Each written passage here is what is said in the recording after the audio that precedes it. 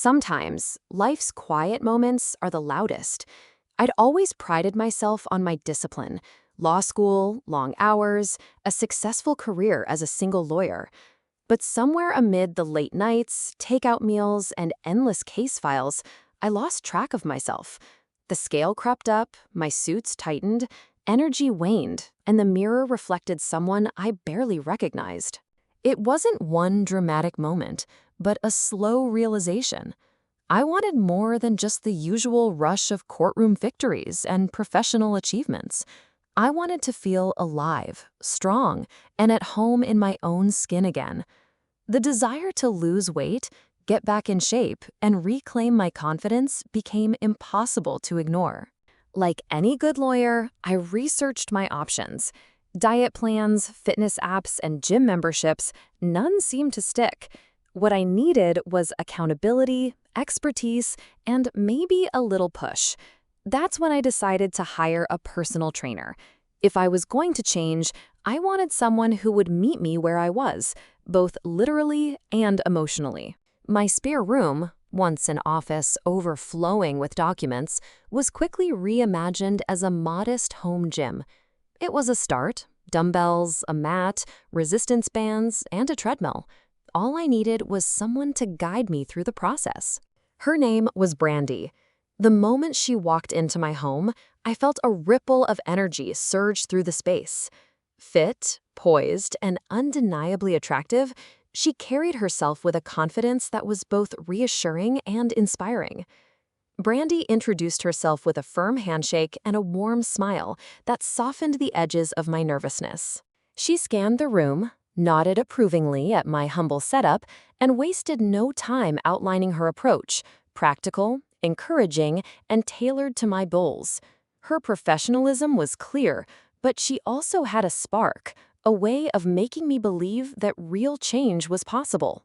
There were days when the old doubts crept in, when the treadmill felt like a mountain and the weights seemed heavier than the world. But Brandi never let me quit. She celebrated small wins: another push-up, a faster run, a pound lost. Her encouragement was a lifeline, reminding me why I'd started and how far I'd come. My home gym evolved with me.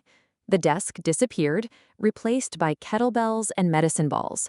Sunlight spilled through the windows, lighting up posters of motivational quotes Brandi hung during our sessions.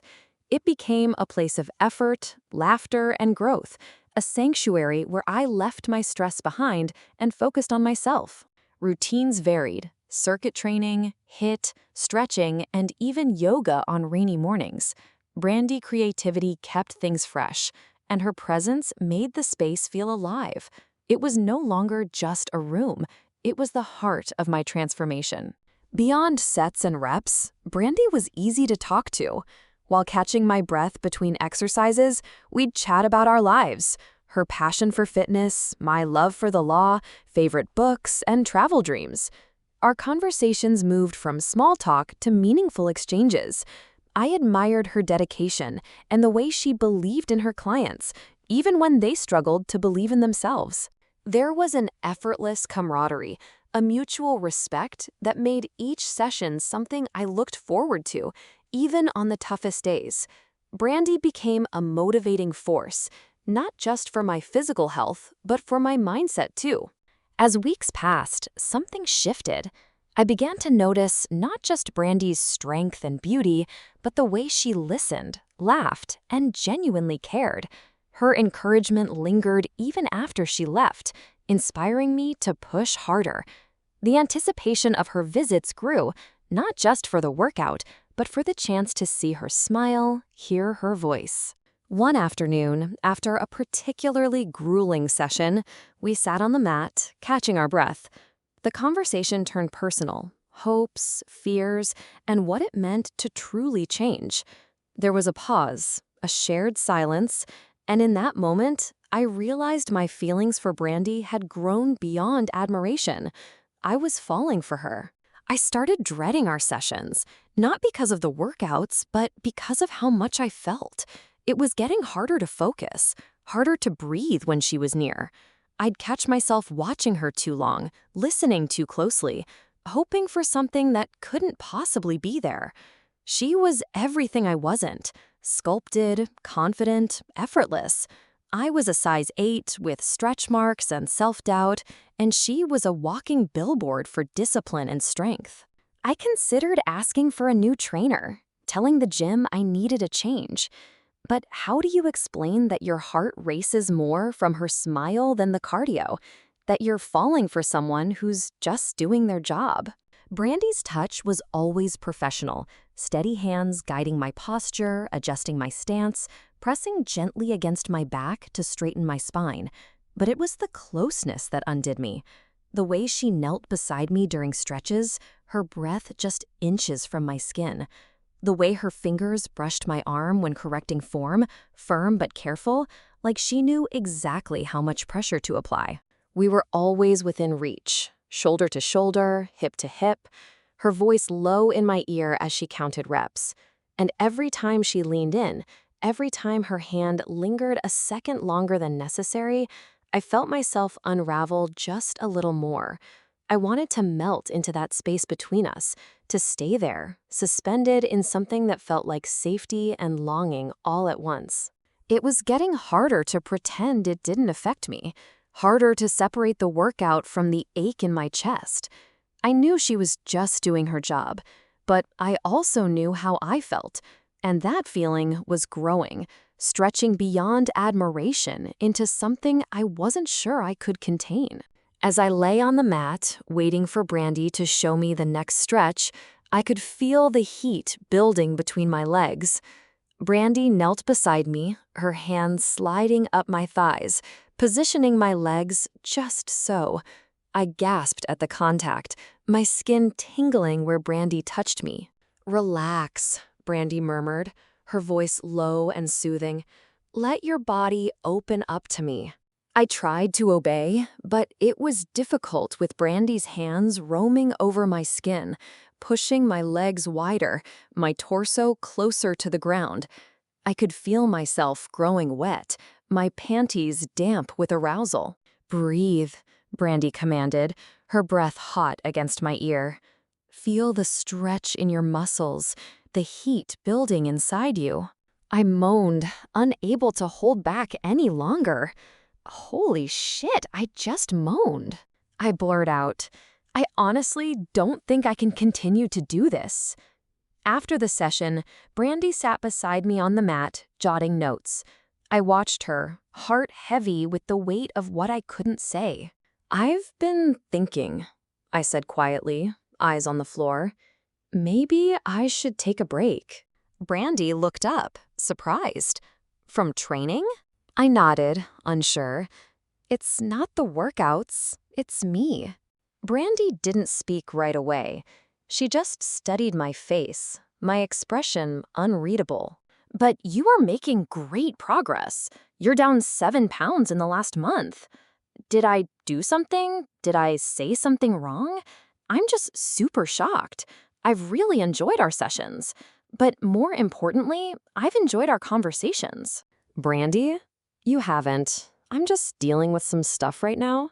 I felt a mixture of relief and regret, not knowing if I had made the right decision to end our training sessions, but also wishing that things could have been different. As I stepped out of my workout clothes and into the shower, I couldn't shake the memory of Brandi's touch, the way her hands had felt on my skin, so close to my most intimate areas. I shivered at the thought, my body responding with a fresh wave of arousal. Trying to push the thoughts away, I focused on the hot water cascading over my body. But as I lathered up with soap, my hands seemed to have a mind of their own, drifting down between my legs to touch myself where it ached for Brandi's attention. I gasped at the contact, my head falling back against the shower wall. I knew I shouldn't be doing this, shouldn't be giving in to my desire for my personal trainer. But I couldn't help myself, couldn't resist the urge to find release. My fingers moved faster, rubbing and circling my most sensitive spot as the water continued to pour over my body. I imagined it was Brandi's hands on me, Brandi's fingers bringing me to the brink of ecstasy.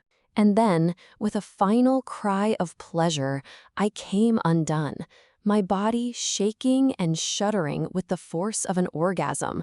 I slumped against the wall, panting and gasping for breath, as the aftershocks of my climax rippled through me. As the water began to cool, I stepped out of the shower, wrapping myself in a fluffy towel. I knew that I had made the right decision in ending things with Brandi, but I also knew that it wouldn't be easy to forget the intense connection we had shared. With a sigh, I walked into my bedroom, ready to put the whole thing behind me and move on.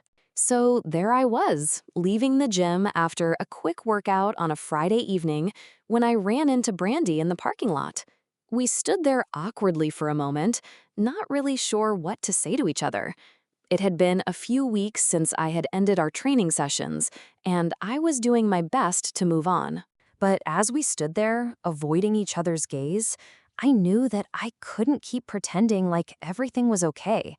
I had to tell Brandi the truth about why I had canceled our sessions. "Hey," Brandi said finally, breaking the silence. "It's good to see you." I nodded, shifting my gym bag from one shoulder to the other. "Yeah, you too. How have you been?" Brandi shrugged, a hint of sadness in her eyes. "I've been okay. Missing our sessions, though. I miss."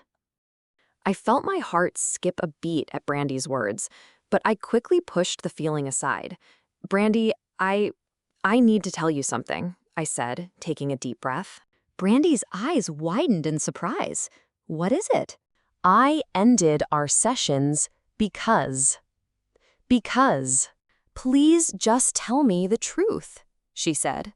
"Because I couldn't stop thinking about you." I would lay on the mat, waiting for you to show me the next stretch. I could feel the heat building between my legs. When you knelt beside me, sliding your hands up my thighs, positioning my legs just so, I would gasp at the contact, my skin tingling where you touched me. You would tell me to let your body open up to me.